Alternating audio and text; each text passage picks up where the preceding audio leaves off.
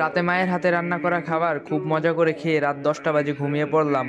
সকাল হয়ে গেল, ঘুম থেকে উঠলাম না। আরামে ঘুমাবো বলে মাও ডাকলো না। দুপুর হয়ে গেল, ঘুম থেকে উঠলাম না। এবার মা অনেক ডাকলো, উঠলাম না। মা চলে গেল, একটু পর আবার আসলো। এবার অনেক ডাকাডাকির পর আমি উঠলাম না। এবার বকাঝকা শুরু করলো, তারপর উঠলাম না। এবার মা একটা থাপ্পড় দিল, তবু উঠলাম না। এবার মা হাত ধরে টান দিল, কিন্তু আমার হাত পুরো শরীর নিয়ে নড়া দিয়ে উঠলো। শরীর আমার পাথর নয়, পুরো শক্ত হয়ে গেছে। মা কিছু না বলে চুপ করে রুম থেকে বাবাকে ডেকে নিয়ে আসলো, কিন্তু বাবা আমাকে অনেক ডাকার পরও আমি উঠলাম না। এবার বাবা চোখের পানি ফেলে দিয়ে বলল, উঠে আয়, তোকে আর কোনোদিনও কিছু বলবো না। যেভাবে করে থাকতে চাস ওভাবেই থাকিস, তবু উঠে আয়। তোকে আজকে আমি ল্যাপটপ কিনে দেব। আমি অবাক হয়ে দেখছি বাবা এত করুণা করে আমাকে কোনোদিনও বলে নাই, অথচ আজ বলছে। আমি উঠে আসতে চাচ্ছি, কিন্তু পারতাছি না। ওইদিকে বাবা নানান রকম লোক দেখিয়ে বলছে, উঠে আয়। একটু পর আমার বাড়িতে অনেক মানুষ চলে আসলো। ওইদিকে মা অনেক কান্না করতেছে।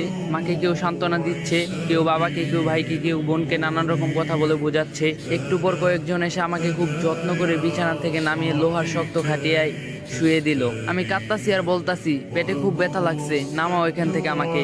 কেউ আমার কথা শুনছে না। একটু পরই মানুষগুলো গরম পানি নিয়ে এসে আমার শরীরে কিছু পানি ঢেলে দিল। ইস, আমার শরীরটা পুড়ে যাচ্ছে বলে চিৎকার করছি, কেউ আমার কথা শুনছে না। আমাকে পরম যত্ন করে গরম পানি দিয়ে খুব সুন্দর করে ঢেলে ঢেলে ধুয়ে দিচ্ছে।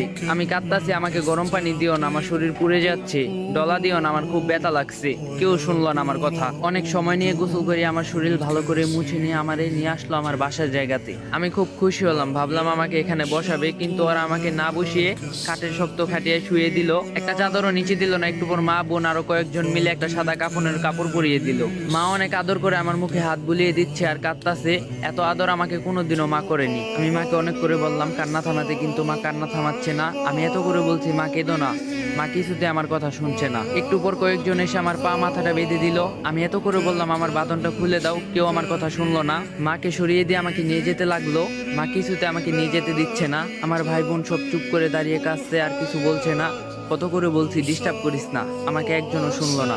কেঁদে চলছে। একটু বেশি ঘুমালে বাবা বকা দিত, কিন্তু এখন চুপ করে দাঁড়িয়ে চোখের পানি মুছতাছে। আর একটা বকাও দিল না আমাকে। মাকে জোর করে সরিয়ে দিল কয়েকজন, আমাকে নিয়ে অনেক মানুষের সামনে শুয়ে দিল একটা ছায়া। তারপর জানাজা পড়ালো। আমার জানাজা শেষ নিয়ে গেল। আমাকে একটু দূরে একটা মাটির গর্তে রেখে আসলো। বাবা আর ভাই দুজনে মিলে মাটির গর্তে নেমে আমাকে কোলে করে তুলে নিয়ে মাটির গর্তে শুয়ে দিল। একটা বালিশ চাদর কিছুই দিল না, একটা লাইটও দিল না। আমার পা আর মাথার কাছের বাঁধনগুলো খুলে দিল। আমার উপর খুব তাড়াহুড়ো করে কিছু কাঁচা বাঁশ দিয়ে ঢেকে দিল। তার উপর কি কি দিল আমি কিছুই দেখতে পারছি না। যতই সময় যাচ্ছে মাটির গর্তে অন্ধকার নেমে যাচ্ছে। আমি চিৎকার করছি আর বলছি, আমাকে এখান থেকে বের করো, আমার খুব ভয় করছে, কিছুই দেখতে পারছি না।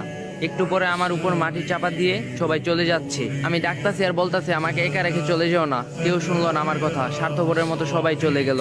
আমি একা থেকে গেলাম ওই অন্ধকার কবরে। মৃত্যুবরণ করবেন না, আর রং তামসা কি বাকি আছে? আচ্ছা, আজকে আপনার বা আমার জীবনের শেষ দিন না তো? আল্লাহ তাআলা আমাদের সকলকে ঈমানের সহিত মৃত্যু দান করুক, আল্লাহুম্মা আমিন। আর সত্যি কথা বলতে এই ভিডিওটা বানাতে গিয়ে আমার নিজের চোখের পানি চলে আসছে, আর আমার শরীরটা অনেক খারাপ। আমি ঠিকমতো কথাও বলতে পারতাছি না।